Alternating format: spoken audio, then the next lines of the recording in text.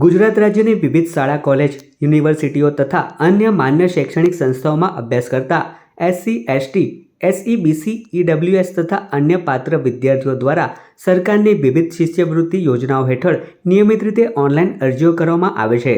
પરંતુ રાજ્યની વિવિધ શૈક્ષણિક સંસ્થાઓમાંથી વિદ્યાર્થીઓ પાસેથી પ્રાપ્ત થતી રજૂઆતો મુજબ અનેક પાત્ર વિદ્યાર્થીઓને શિક્ષણ વિભાગ અંતર્ગત આવતી શિષ્યવૃત્તિની રકમ સમયસર તેમના બેંક ખાતામાં જમા નથી થતી. આ પરિસ્થિતિના કારણે આર્થિક રીતે નબળા વિદ્યાર્થીઓને અભ્યાસ ફી, હોસ્ટેલ ફી, પુસ્તકો, રહેવા જમવા તથા અન્ય શૈક્ષણિક ખર્ચમાં મુશ્કેલી પડે છે અને વિદ્યાર્થીઓ તથા તેમના વાલીઓ પર આર્થિક ભારણ વધે છે. ત્યારે ભરૂચમાં અખિલ ભારતીય વિદ્યાર્થી પરિષદ ABVP દ્વારા વિરોધ પ્રદર્શન યોજાયું હતું, જેમાં વિદ્યાર્થીઓના શૈક્ષણિક હિત અને આર્થિક સંજોગોને ધ્યાનમાં રાખી ગુજરાત સરકાર દ્વારા શિષ્યવૃત્તિની બાકી રહેલી રકમ તાત્કાલિક ધોરણે વિદ્યાર્થીઓના ખાતામાં જમા કરાવવામાં આવે તથા પેન્ડિંગ અરજીઓનો સમયબદ્ધ નિકાલ કરવામાં આવે તેવી માંગ સાથે કલેક્ટર કચેરી ખાતે આવેદનપત્ર આપી રજૂઆત કરવામાં આવી હતી.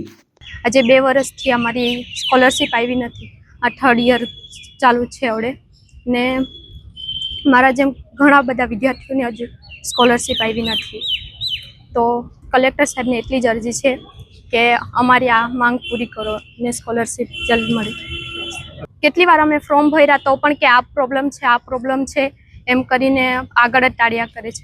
આજે શિષ્યવૃત્તિનો વિષય જે વિદ્યાર્થીઓમાં થઈ રહ્યો છે તે વિષયને લઈને આખા સમગ્ર ગુજરાતના દરેક જિલ્લાઓમાં આજે વિરોધ પ્રદર્શન થઈ રહ્યું છે, જેથી કેટલા વિદ્યાર્થીઓ આ વિષય શિષ્યવૃત્તિને લઈને વંચિત છે ને આ કેટલી કોલેજોમાં બધી જગ્યાએ અરજીઓ પેન્ડિંગ છે અને કેટલી વિદ્યાર્થીઓને અત્યાર લગી શિષ્યવૃત્તિ મળી નથી. તો એ વિષયને લઈને કલેક્ટરશ્રીને આજ રોજ આવેદનપત્ર આપવા જઈ રહ્યા છે, જેથી આ વિદ્યાર્થીઓની શિષ્યવૃત્તિમાં ઉકેલ આવે, એ લોકોના શિષ્યવૃત્તિ વહેલા તકે મળી જાય, જેથી વિદ્યાર્થીઓના ભણતરમાં કોઈ જાતનો અડચણ ના આવે ને એ લોકોનું શિક્ષણ સારી રીતના થઈ શકે. આ વર્ષમાં અત્યાર લગી કોઈ શિષ્યવૃત્તિ જમા થઈ નથી કેટલા વિદ્યાર્થીઓની. ભરૂચ જિલ્લામાં પણ સર્વે કરવામાં આવ્યો ત્યારે 1000 જેટલા વિદ્યાર્થીઓની અત્યાર લગી 1000થી પણ વધુ વિદ્યાર્થીઓને અત્યાર લગી શિષ્યવૃત્તિ જમા નથી થઈ. તો કલેક્ટરશ્રીને એક આગ્રહ છે વિદ્યાર્થી પરિષદનો કે આ વિષયને ધ્યાનમાં લઈ અને શિષ્યવૃત્તિ જમા થાય એવું કરે.